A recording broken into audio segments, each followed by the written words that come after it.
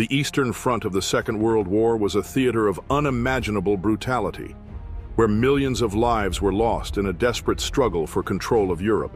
Amid this devastation, Soviet women played a crucial role in resisting the Nazi advance. They supported the war effort from the rear, but also took up arms as snipers, pilots, and frontline fighters. In short, they had a significant impact on this conflict. However, their bravery and dedication came at a terrifying cost. Tragically, those who fell into German hands faced horrific fates, emblematic of the war's most unspeakable atrocities, ranging from humiliation to exploitation. In the end, this leaves us questioning: what happened to these women who, despite their heroism, ended up in captivity, captured by the German army? And what exactly was done to them? Welcome to the General Memories.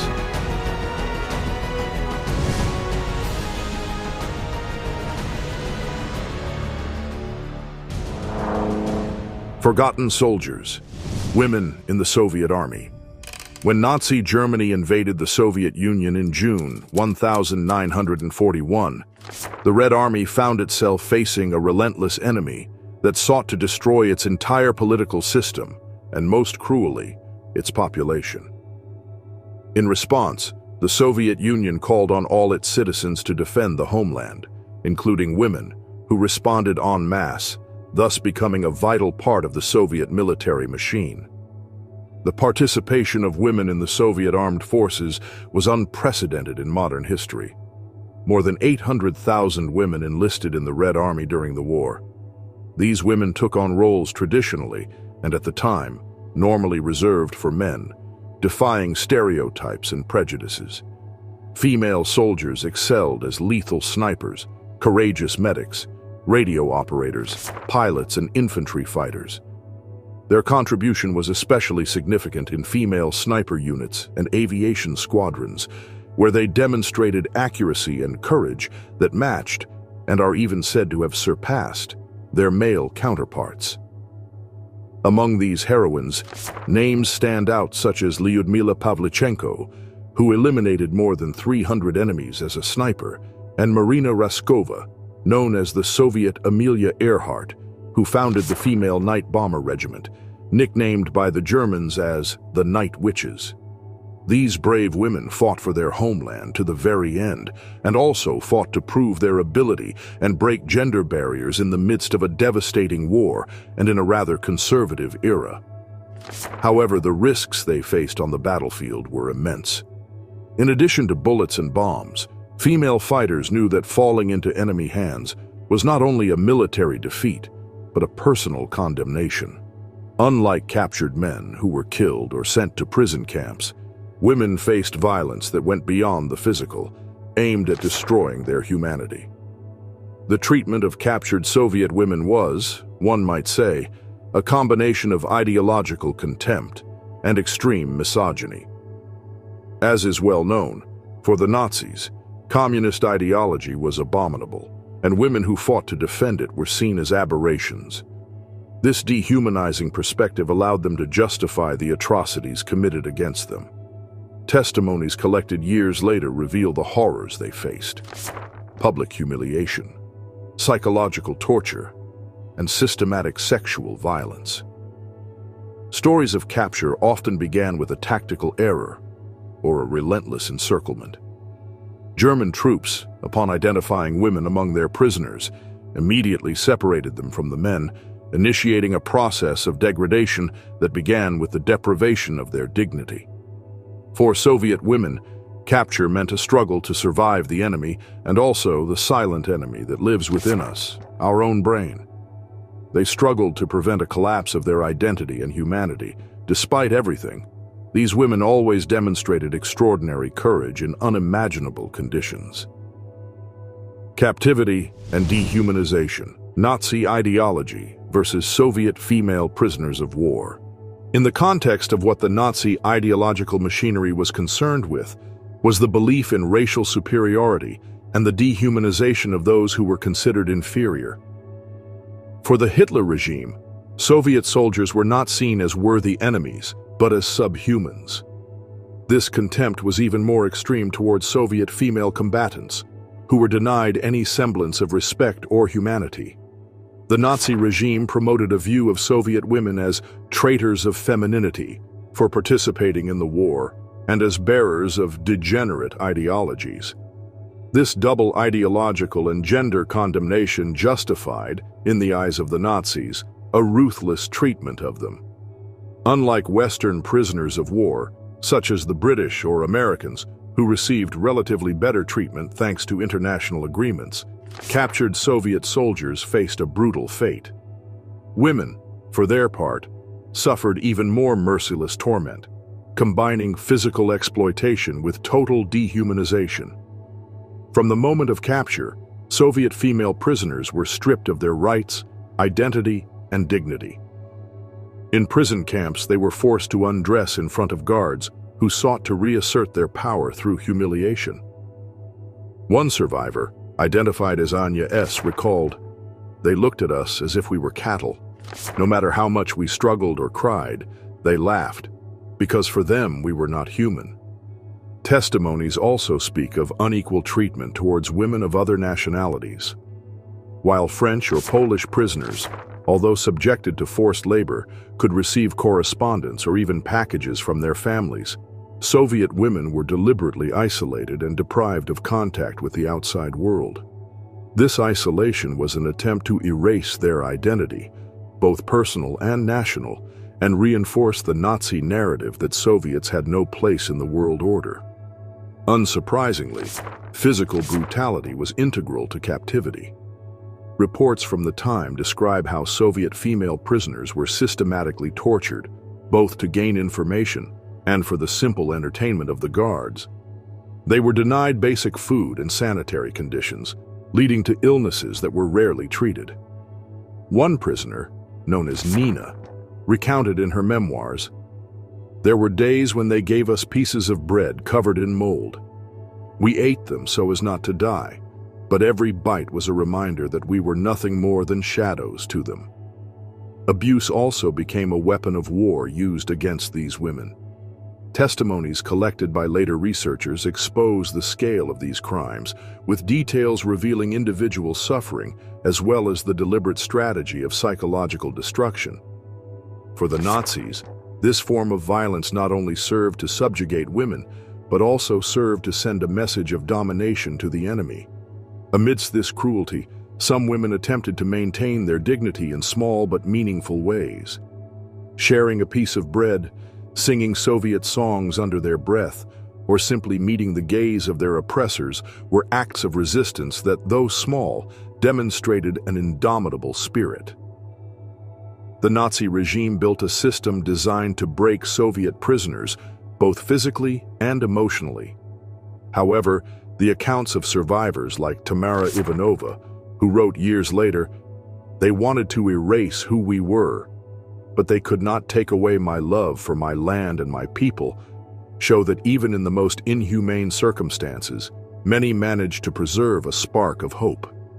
This grim chapter in history reveals the brutality of the Nazi regime, but it also teaches us the enormous strength of those women who, despite facing the unimaginable, resisted deep within.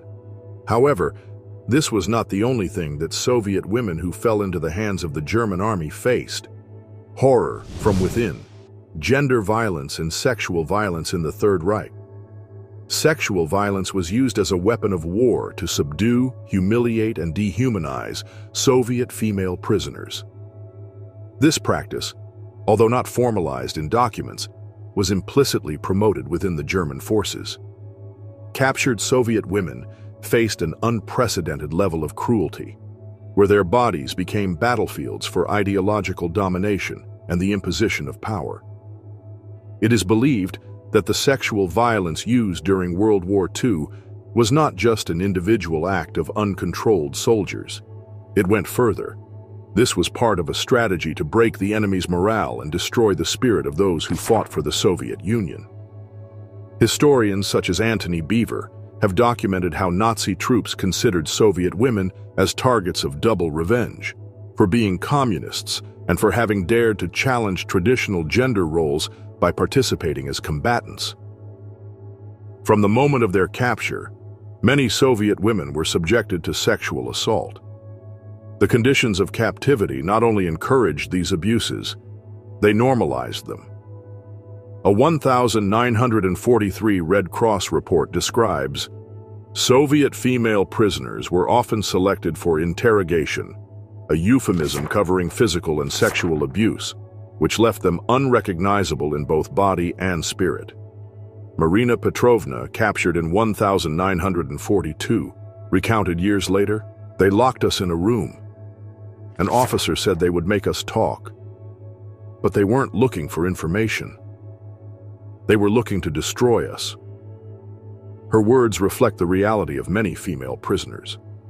They were not seen as human beings, but as instruments to satisfy their captors' lust for power. In concentration and captivity camps, sexual violence was part of a broader policy of dehumanization. In many instances, female prisoners were forced to strip naked in front of soldiers who inspected them as if they were objects. A macabre curiosity recorded in the diaries of a Nazi officer, Wilhelm von H., mentions that some women were marked with numbers on their bare skin as a way of labeling them before being sexually exploited. At Auschwitz, Bergen-Belsen, and other camps, captured women were frequently taken to special barracks known among soldiers as pleasure cells.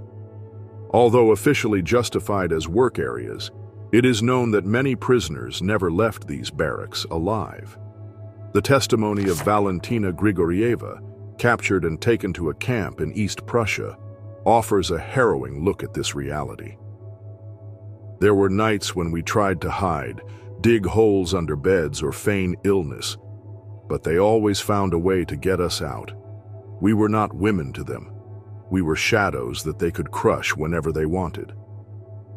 Another emblematic case is that of Olga P., who was used as a laborer in a factory near Dachau. Years later, she described how soldiers selected the youngest women at the end of each shift for nightly entertainment. "Every day was a death sentence," she recalled. The Nazis knew the impact this could have on the human psyche, and the use of this violence went beyond physical harm. Female prisoners suffered a psychological breakdown that led them to lose hope and even the will to survive.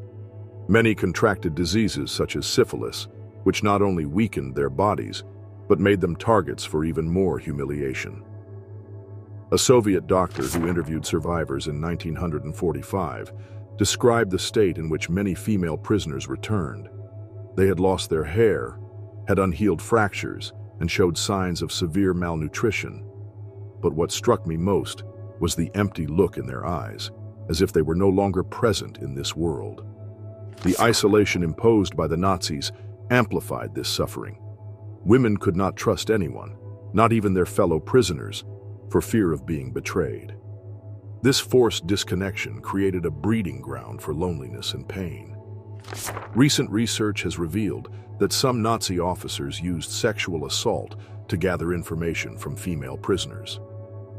In documents declassified by German archives in 2017, evidence was found that certain Soviet female prisoners were subjected to sexual torture designed to break them emotionally before interrogations. One of the most disturbing cases involved a woman identified only as Tanya, who was captured after an ambush.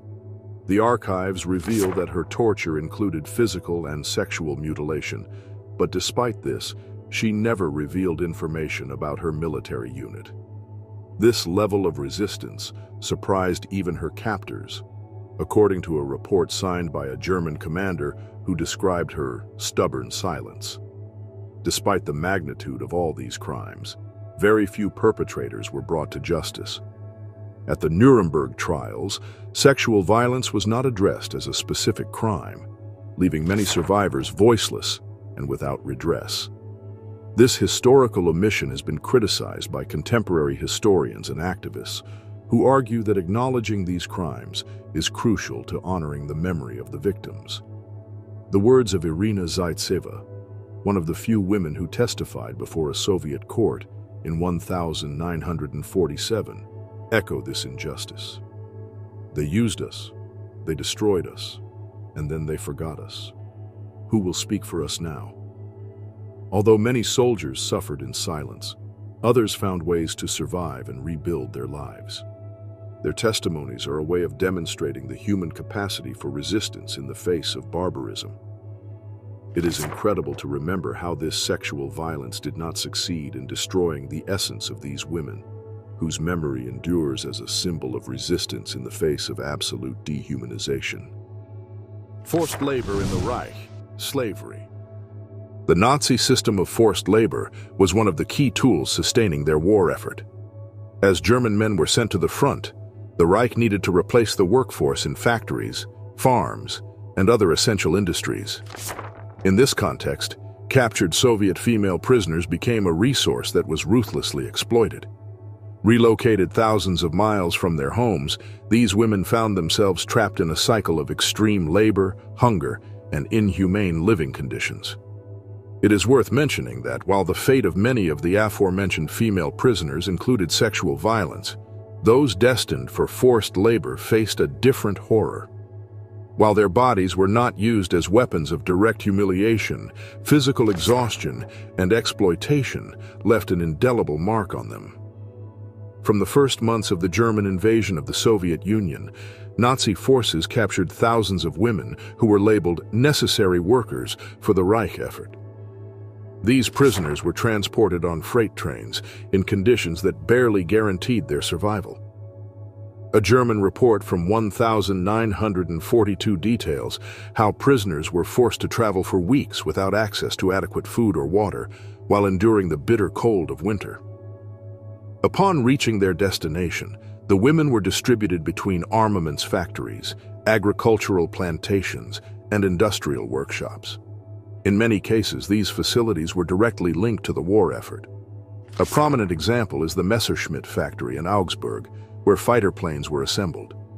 There, hundreds of Soviet prisoners worked up to 16 hours a day under constant armed guard. Tatiana M., a prisoner who survived work in a munitions factory, described her experience. "We were awakened before dawn and taken to work in rows, as if we were animals. The noise of the machines was deafening and we staggered from exhaustion. But we knew that if we fell, we would be dragged out and never see our comrades again." Life in the labor camps was a constant challenge for survival. Women were housed in overcrowded barracks, built of flimsy wood and without adequate heating. In winter, temperatures dropped below -20 degrees Celsius, and many prisoners slept hugging each other to share what little body heat they had. Food was scarce and of poor quality. A typical ration consisted of a piece of hard bread and a watery soup made from potato peelings. This diet, combined with long working hours, quickly weakened the prisoners. The testimony of Galina F., who worked on a farm in Bavaria, illustrates these conditions. "We were given so little food that we sometimes tried to steal beet peels or anything edible we found on the ground. But if we were discovered, the guards would beat us or leave us without rations for days. Disease was common, and medical care was virtually non-existent. Pneumonia, tuberculosis, and infections spread rapidly in the barracks, where poor hygiene was evident." Survivors' accounts mention that many women were unable to continue working due to their weakness and were transferred to other facilities, from which few returned. The labor of Soviet female prisoners not only supported the German war economy, but also contributed directly to military production. In armaments factories, women were forced to assemble bullets, airplanes, and tanks, products that would later be used against their own people. Ironically, some female prisoners attempted to sabotage the war effort from within. Cases have been documented where women deliberately added defects to munitions or slowed down the assembly of critical parts. One prisoner, identified as Lena 5, recounted years later, "We knew that our hands were constructing the death of our people, so sometimes we bent a part wrong or didn't tighten a screw enough.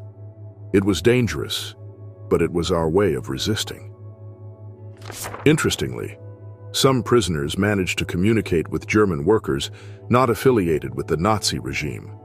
In rare cases, these workers helped them hide defective parts or even shared small amounts of food. These gestures of humanity, though few, were a relief in the midst of desperation. Although forced labor was a devastating fate, many women felt they had avoided even greater suffering. Physical exploitation, though brutal, gave them at least a chance of survival, in contrast to those who faced constant sexual violence. A 1943 Red Army document, based on interviews with liberated prisoners, noted, "Women assigned to factories or farms were more likely to return alive. Although their life was miserable, they were not exposed to the same level of psychological torture as those who were sent to special barracks." However, the emotional toll of working for the enemy was immense. Female prisoners felt they were betraying their homeland, even though they were doing so under duress. This duality created psychological scars that many carried with them for the rest of their lives. Recent studies have shed new light on the links between German companies and the forced labor system. Declassified files reveal that companies such as Siemens, Bayer, and Volkswagen profited greatly from slave labor, including that of Soviet women. A Siemens document from 1944 mentions how female prisoners worked under optimal conditions to maximize production, although later testimony contradicts these claims by describing endless hours and constant abuse. At a farm near Berlin, records were discovered documenting the use of Soviet women as agricultural workers. These files included notes on labor efficiency, detailing how many acres the prisoners could cover before collapsing in exhaustion. These figures were used to assign punishments or reduce rations if targets were not met. We can say that the forced labor system left an indelible mark on history and on the lives of the Soviet women who survived. Although some managed to return home, most faced difficulties in reintegrating into society. Many were burdened with chronic health problems and the trauma of having worked for the enemy. The German war effort was built on the backs of these women, whose story remains a warning of how far dehumanization can go in times of war. Resistance in hell, stories of courage and rebellion. Amid the most inhumane conditions imaginable, Soviet female prisoners held captive under the Nazi regime found ways to resist, not just to survive, but to defy their oppressors. Despite constant danger, these women demonstrated extraordinary courage, creating underground networks, planning escapes, and sabotaging Nazi efforts. Their resistance, both active and passive, is a testament to human fortitude in the face of absolute oppression. One of the most common forms of active resistance was sabotage within labor camps and factories. Although risking their lives, many prisoners deliberately damaged equipment, altered finished products, or slowed down production processes. One emblematic case occurred at a munitions factory near Hamburg, where a group of Soviet female prisoners introduced defects into assembled bullets. Among them was Larissa Z, who recounted years later, "We knew that every poorly made bullet could save someone's life at the front.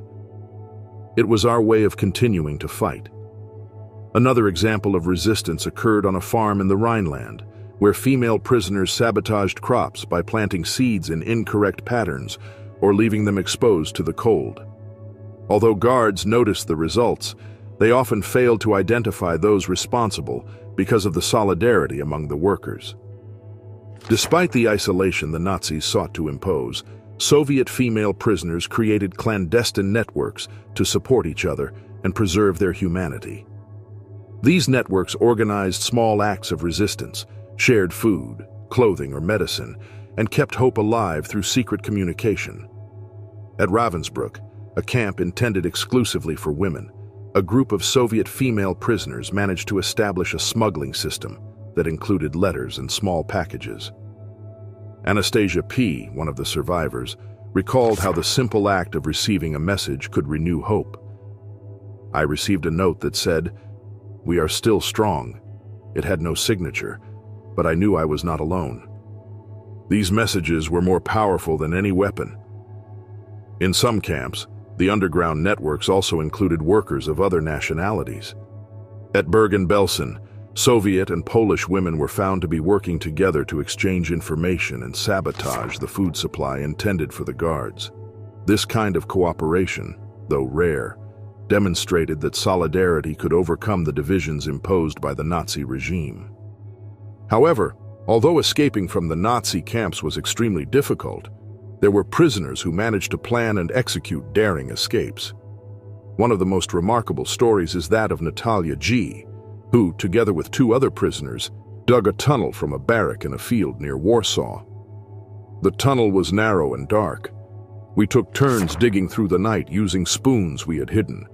It took us weeks, but in the end, we made it, Natalia recounted in an interview in 1950. The 3 women managed to evade the guards and reached a nearby village, where Polish peasants provided them with shelter before helping them join the local resistance. In another documented case in 1944, a group of female prisoners on a transport train to Germany managed to free themselves from their chains using improvised tools and jumped off the moving train. Although many were recaptured or killed, some managed to escape and join Soviet guerrillas. Now, recent research has revealed a little-known case of resistance inside a camp in Bavaria, where Soviet female prisoners staged a silent strike. For days, they pretended to be too sick or weak to work, disrupting production at a military spare parts factory. Records show that Nazi supervisors, fearful of losing their entire workforce, eventually slightly improved food rations to prevent further illness. Another curiosity revealed in declassified documents is the use of songs and poetry as forms of resistance. In one camp near Leipzig, women would hold clandestine sessions at night, where they would sing Soviet folk songs or recite poetry written on recovered scraps of paper. These acts, though small, helped keep their cultural identity alive and challenge the dehumanization imposed by the Nazis. The prisoners' resistance not only made Nazi operations more difficult, but also served as a reminder that even in the most adverse conditions, it was possible to fight for dignity and humanity. Although many of these women paid a high price for their bravery, their acts inspired others and left a legacy of courage that endures to this day. The words of Olga S., a survivor who helped sabotage an arms factory, sum up this spirit. We couldn't choose where we were or what was done to us, but we could choose how we responded. And our response was to never give up. The end of hell or the beginning of hell, liberation and the stigma of return. The liberation of the Soviet prisoners marked the end of a dark chapter, but not the end of their suffering. As Allied and Soviet forces advanced into occupied territory, concentration and forced labor camps were discovered, revealing the atrocities committed there. However, for many of the liberated women, the hope of returning home quickly turned into a new struggle. Rejection, mistrust, and difficulty reintegrating into society. When Allied and Soviet troops liberated the camps, the Soviet prisoners were in deplorable conditions. Malnourished, sick, and deeply traumatized, many could barely walk. Early reports from Allied military doctors described survivors as human shadows, frail and powerless. One such case was that of Yulia P., liberated in 1945 by American troops in Germany. When they arrived, they looked at us in horror. They gave us blankets, but we didn't know whether we should approach them. Over the years, we had learned to fear soldiers, no matter where they came from. For some, the end of their captivity was the beginning of a healing process. But for others, liberation brought with it a feeling of uncertainty and fear. In the USSR, the return of prisoners was marked by distrust of the Stalin regime. Soviet ideology viewed those who had been captured with suspicion, considering them potentially contaminated by enemy influence. These women, who had endured years of abuse and humiliation, were welcomed as suspects rather than heroines. A decree issued in 1943 by the Soviet regime stated that anyone who had been taken prisoner should be investigated for possible acts of treason. Many liberated women were interrogated extensively by the NKVD, the People's Commissariat for Internal Affairs, and then sent to filtration camps. Some were even sentenced to hard labor in gulags on unfounded charges of collaborating with the enemy. Elena V, a prisoner released in 1944, recounted years later. When I returned, there were no celebrations. Instead of hugs, I was asked questions. I was treated as if I had betrayed my country. It was like falling into a new captivity. Women who managed to avoid the gulags faced enormous challenges rebuilding their lives. Many returned to communities that viewed them with disdain or blamed them for surviving. In a society deeply scarred by war, the idea that anyone had managed to escape Nazi camps alive was met with suspicion, fueled by official propaganda that portrayed prisoners as potential traitors. The stigma affected not only the women themselves, but also their families. Some relatives chose not to accept them, fearing political repercussions. Several women changed their names or moved to other regions to try to start over, far from those who knew them. Marina R., who returned to Leningrad in 1945, recounted how her family rejected her. "My mother told me, 'You are a disgrace to us. We don't know what you did to survive.' I never thought that my home would be a place where I would also have to fight for my dignity." Although most of the stories are marked by pain, there were cases where women found communities willing to help them. In some rural villages, survivors joined agricultural cooperatives, where they could work without facing so many questions about their past. There were also veterans organizations that tried to provide emotional and material support to freed prisoners, although these initiatives were limited and often controlled by the state.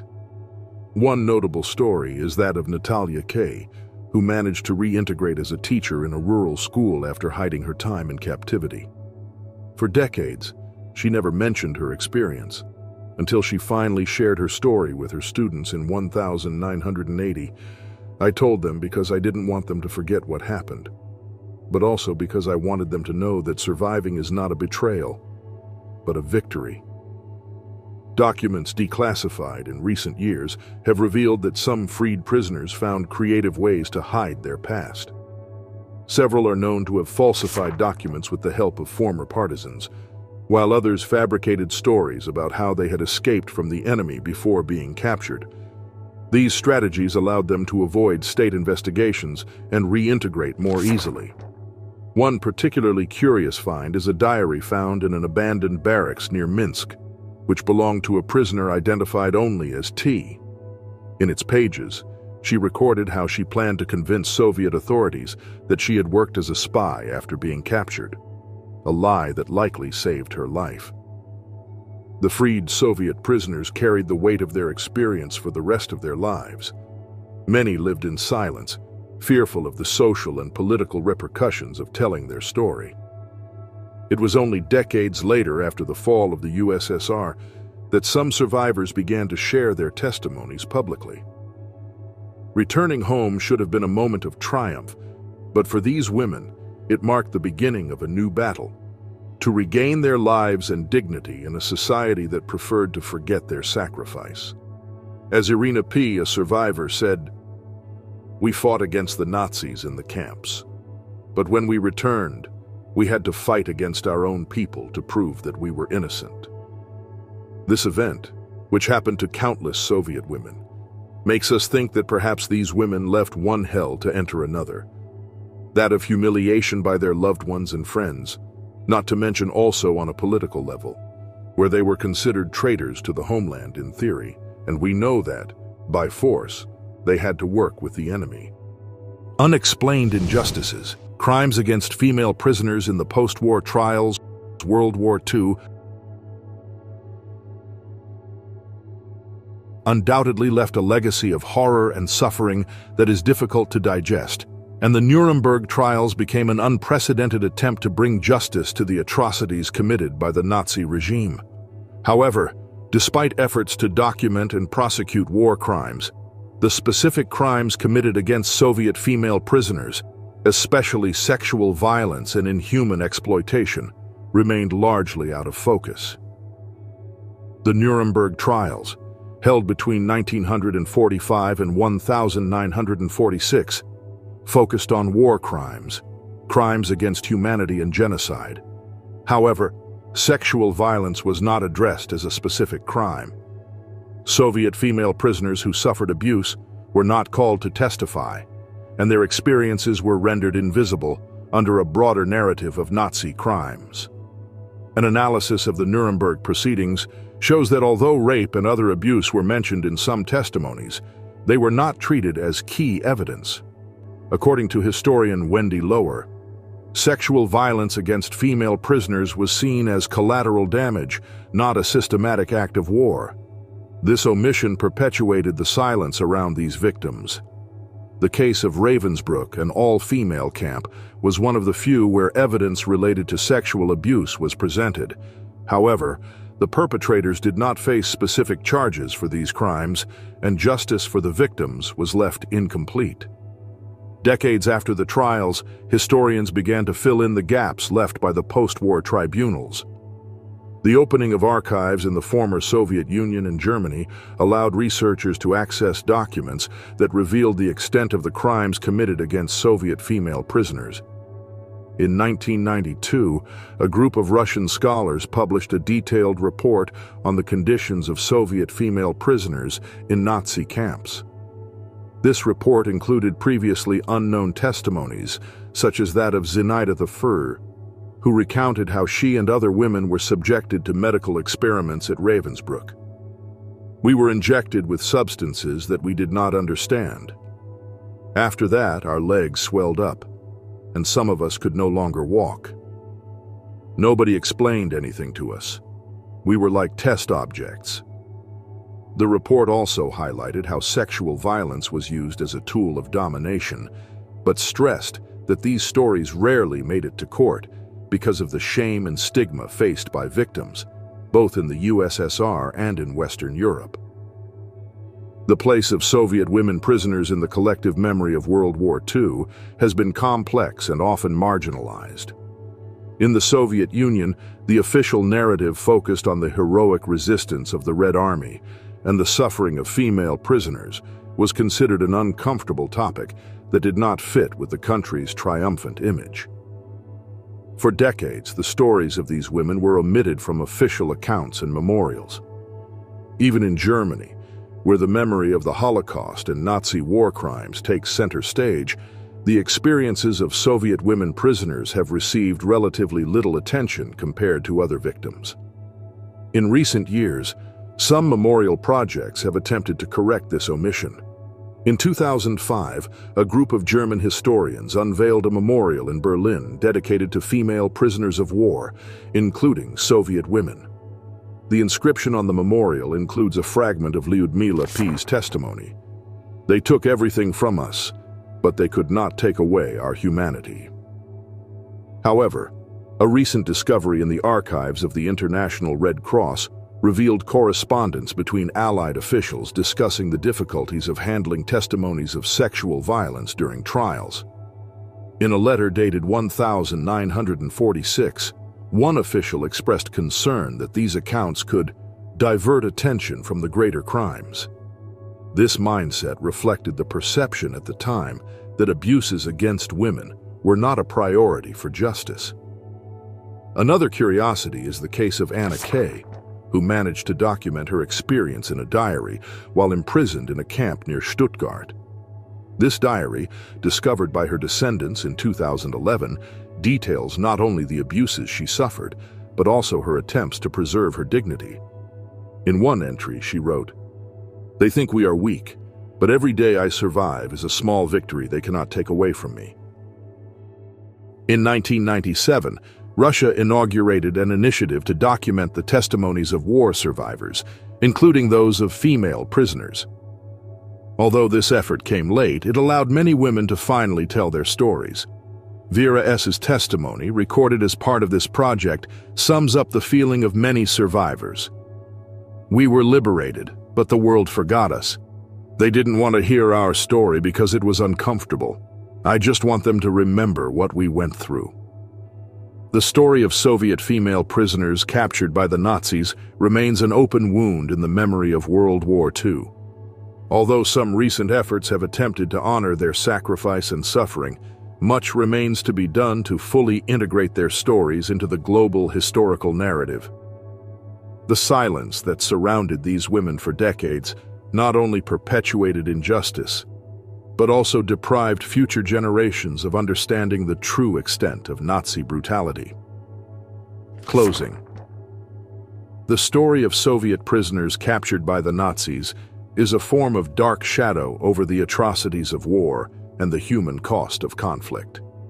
These women, who fought bravely for their homeland, faced unimaginable horrors: dehumanization, sexual violence, forced labor, and rejection upon liberation. Through it all, their resilience, both physical and emotional, became a testament to the human capacity to face the most absolute adversity. Yet for decades, their suffering was silenced by shame, stigma, and the priorities of a selective historical memory. The crimes committed against them were ignored in court, and their stories were marginalized in the official narrative of World War II. Today, more than 80 years later, recognizing their sacrifice is not only an act of historical justice, but also a step toward fully understanding the horrors of war. Their voices, though belatedly heard, urge us not to forget. The memory of these women is a lesson of what happened, an indelible mark of the past, marked by a very dark, desperate, and sad background. But it is also a warning of what could happen again if we allow dehumanization and violence to go unconfronted. What remains to be done is for all of us to unite and honor their bravery and suffering, remembering them as a symbol of resistance in one of the darkest chapters of human history.